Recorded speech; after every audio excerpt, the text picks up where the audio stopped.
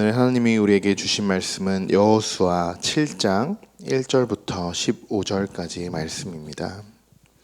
여호수아 7장 1절부터 15절까지 말씀입니다. 여호수아 7장은 바로 전장인 6장에서 여리고성을 함락시킨 장면과는 완전히 대조적인 그런 장면이 나오게 되는데요. 첫 9절부터 심상치 않은 말씀으로 기록이 되어 있습니다. 이스라엘 백성들은 여리고성을 함락시키고 그 기쁨을 만끽한 지도 얼마 되지 않아 또 다시 죄에 사로잡히게 됩니다. 우리 1절의 말씀을 먼저 읽어보도록 하겠습니다. 이스라엘 자손들이 온전히 바친 물건으로 말미암아 범죄하였으니 이는 유다 지파 세라의 증손 삽디의 손자 갈미의 아들 아간이 온전히 바친 물건을 가져갔습니다. 여호와께서 이스라엘 자손들에게 진노하시니라. 아멘. 7장에서는 하나님께 온전히 바친 물건에 대한 범죄에 대해서 그 죄를 지은 자들에게 어떤 결과를 초래하는지 철저히 보여주고 있는 말씀입니다. 이 사건은 그냥 단순한 절도의 사건이 아닙니다. 아간은 하나님이 금하시는 물건을 취한 것이고 하나님의 물건에 손을 댔다는 것은 자신을 하나님과 동일시하고 있다라는 것입니다. 아주 교만한 아간의 모습을 볼 수 있고 하나님의 말씀에 순종하지 않고 아주 중한 죄를 짓고 있는 것이죠. 아간의 죄로 인해서 이스라엘 백성 전체에게 하나님이 진노하게 되십니다. 여리고성은 온전히 하나님이 하신 일입니다. 우리는 그 사실을 잊으면 안 됩니다. 우리도 살아가면서 분명히 놓치고 있는 부분이 있을 것입니다. 하나님께 기도하고 또 응답받아서 또 하나님의 놀라운 경험을 하지만 언제 그랬냐는 듯 우리 잘된 일들은 나의 교만으로 또 잘못된 일들은 남의 탓으로 돌릴 때가 우리가 종종 있습니다. 우리 자신도 모르게 하나님 앞에 죄를 짓는 우리의 연약한 모습을 돌아보며 회개하는 이 시간이 되기를 바랍니다. 아간의 이 죄로 인해서 이제 어떤 일들이 벌어지는지 한번 알아보겠습니다. 2절부터 11절까지 말씀입니다. 우리 함께 읽어보겠습니다.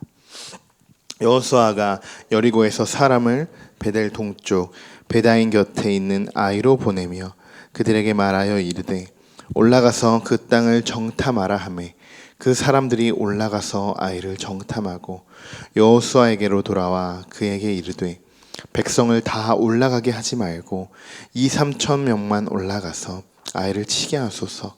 그들은 소수이니 모든 백성을 그리로 보내어 수고롭게 하지 마소서 하므로 백성 중 3천 명쯤 그리로 올라갔다가 아이 사람 앞에서 도망하니 아이 사람이 그들을 36명쯤 쳐 죽이고 성문 앞에서부터 스바림까지 쫓아가 내려가는 비탈에서 쳤으므로 백성의 마음이 녹아 물같이 된지라. 여호수아가 옷을 찢고 이스라엘 장로들과 함께 여호와의 궤 앞에서 땅에 엎드려 머리에 티끌을 뒤집어 쓰고 저물도록 있다가 이르되 슬픈 주 여호와여 어찌하여 이 백성을 인도하여 요단을 건너게 하시고 우리를 아모리 사람의 손에 넘겨 멸망시키려 하셨나이까. 우리가 요단 저쪽을 만족하게 여겨 거주하였더만 좋을 뻔하였나이다. 주여 이스라엘이 그의 원수들 앞에서 돌아섰으니 내가 무슨 말을 하오리이까. 가나안 사람과 이 땅의 모든 사람들이 듣고 우리를 둘러싸고 우리 이름을 세상에서 끊어지니 주의 크신 이름을 위하여 어떻게 하시려 하나이까 하니 여호와께서 여호수아에게 이르시되 일어나라. 어찌하여 이렇게 엎드렸느냐. 이스라엘이 범죄하여 내가 그들에게 명령한 나의 언약을 어겼으며 또한 그들이 온전히 바친 물건을 가져가고 도둑질하며 속이고 그것을 그들의 물건들 가운데 두었느니라. 아멘. 이스라엘 백성들은 아이성을 공격합니다. 여호수아는 여리고성 때와 마찬가지로 정탐꾼을 보냅니다. 정탐을 마치고 돌아온 이들에게 이렇게 이야기하죠. 정탐을 마치고 돌아온 자들은 여호수아에게 이렇게 이야기합니다. 다 올라가게 하지 말고 한 2-3천 명만 올라가면 될 것 같습니다. 굉장히 아이성을 지금 얕잡아 보는 그런 상황을 볼 수 있습니다. 그들은 지금 소수니까 많은 사람들을 우리가 수고하게 할 필요가 없습니다. 이렇게 말하고 있는 것이죠. 여리고성을 함락할 때와 지금 이들의 자세는 완전히 다르다는 것을 알 수 있습니다. 거룩한 마음으로 여리고성을 하루하루 돌았던 이들은 지금은 숫자도 얼마 안 되니까 충분히 소수의 숫자만으로도 아이성을 함락할 수 있다. 이런 자세를 취했다는 것이죠. 모든 것은 하나님이 하셨다는 것을 또 잃어버리게 된 것입니다. 그 3,000명은 완전히 실패하고 많은 사람들이 목숨을 잃고 실패로 돌아오게 됩니다. 이제서야 여호수아는 하나님께 엎드리죠. 그런데 엎드려서 자기들의 죄를 하나님 우리가 이것을 미처 깨닫지 못했습니다라고 회개하는 것이 아니라 오히려 하나님께 더 큰 불만을 표현합니다. 7절이죠. 차라리 요단 저쪽에 있을 때가 훨씬 더 우린 만족스러웠습니다. 그때가 더 좋을 뻔했습니다. 이렇게 하나님께 말하는 여호수아를 볼 수 있습니다. 너무나도 안타까운 그런 마음들입니다. 여러분, 그런데 가만히 생각해 보면 지금 이렇게 여호수아가 하나님께 말하는 게 남의 이야기가 아닌 것 같습니다. 우리도 수없이 이런 상황들을 반복하고 있지는 않을까요? 하나님이 지금까지 우리를 인도해 주시고 은혜를 베풀어 주신 것 우리는 어느덧 까마득하게 잊어버리고 우리들의 일이 안 풀어지니까 우리들의 일이 안 풀리니까 하나님 왜 나한테 이런 일들이 일어나는 걸까요? 차라리 그냥 예전에 하나님 몰랐을 때가 오히려 더 편하고 우리가 그냥 더 평온하게 살 수 있습니다. 예전처럼 사는 게 오히려 우리에게 더 낫겠습니다. 여러분, 오늘 말씀을 보시는 것과 같이 실패의 요인, 패배의 요인은 하나님이 아닌 우리의 죄 때문입니다. 하나님이 분명히 인도해 주시는 것은 확실하지만 내 죄가 하나님보다 더 크게 드러났을 때 하나님이 일하실 수 없게끔 우리 스스로가 그 상황들을 만든다는 것입니다. 자, 이번에는 12절부터 15절까지 함께 읽어보려고 하는데요. 사실 여호수아는 오늘 정탐꾼을 보내긴 했습니다. 그렇지만 여호수아와 갈렙은 모세의 정탐꾼으로 그렇게 여리고 가나안 땅을 정탐하러 갔었던 것, 그런 사람들의 한 명입니다. 그러면 정탐꾼들이 그곳에서 어떤 시선으로 무엇을 바라봐야 하는지 여호수아는 누구보다 잘 알고 있었을 것입니다. 그런데 여호수아는 전혀 그런 생각이 지금 없이 그들의 이야기하는, 지금 그 정탐꾼들이 이야기하는 그 이야기들을 그냥 전혀 걸러듣지 않고 그냥 그들의 눈으로만 보는 그 사실을 그냥 믿고 하나님께 탄식한다는 이야기죠. 자, 여호수아의 이런 탄식에 대해서 하나님은 이렇게 응답하고 계십니다. 12절부터 15절까지 함께 읽겠습니다. 그러므로 이스라엘 자손들이 그들의 원수 앞에 능히 맞서지 못하고 그 앞에서 돌아섰나니 이는 그들도 온전히 바친 것이 됨이라. 그 온전히 바친 물건을 너희 중에서 멸하지 아니하면 내가 다시는 너희와 함께 있지 아니하리라. 너는 일어나서 백성을 거룩하게 하여 이르기를 너희는 내일을 위하여 스스로 거룩하게 하라. 이스라엘의 하나님 여호와의 말씀에 이스라엘아 너희 가운데에 온전히 바친 물건이 있나니 너희가 그 온전히 바친 물건을 너희 가운데에서 제하기까지는 내 원수들 앞에 능히 맞서지 못하리라. 너희는 아침에 너희의 지파대로 가까이 나아오라. 여호와께 뽑히는 그 지파는 그 족속대로 가까이 나아올 것이요 여호와께 뽑히는 족속은 그 가족대로 가까이 나아올 것이요 여호와께 뽑히는 그 가족은 그 남자들이 가까이 나아올 것이며 온전히 바친 물건을 가진 자로 뽑힌 자를 불사르되 그와 그의 모든 소유를 그리하라.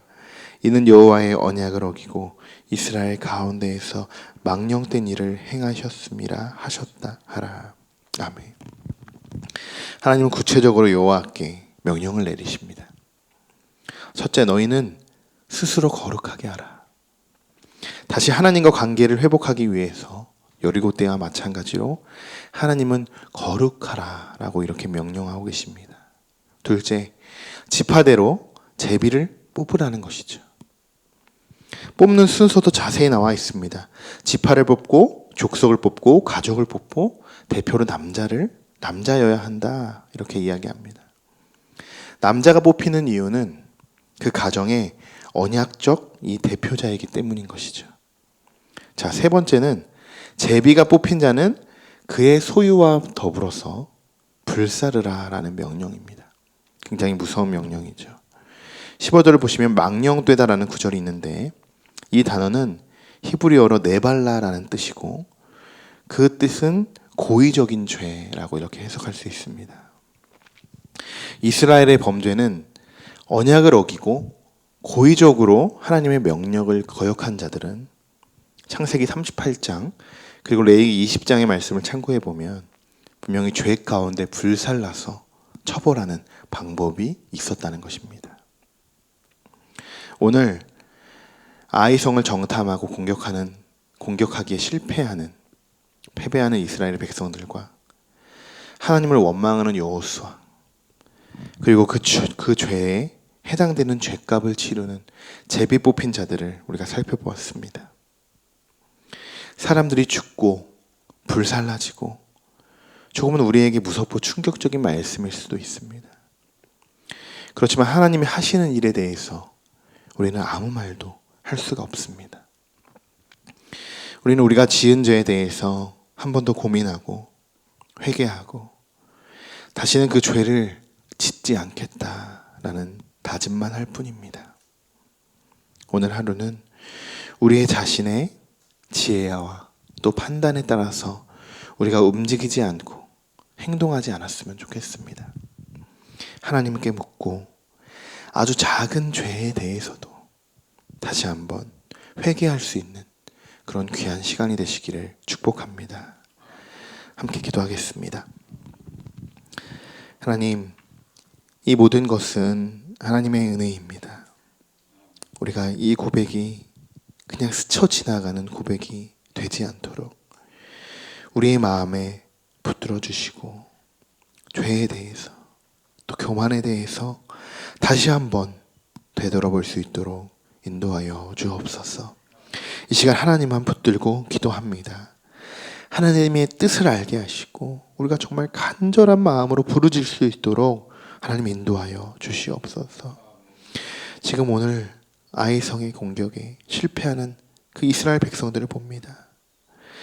아간의 그 죄 때문에 하나님은 이스라엘 백성들에게 진노하시고 또한 여호수아는 그 교만에 또 죄를 짓고 많은 사람들을 희생하게 하고 또 하나님의 심판까지 받는 이런 여러 하나님의 심판이 번복되고 있는 이스라엘 백성들을 돌아봅니다.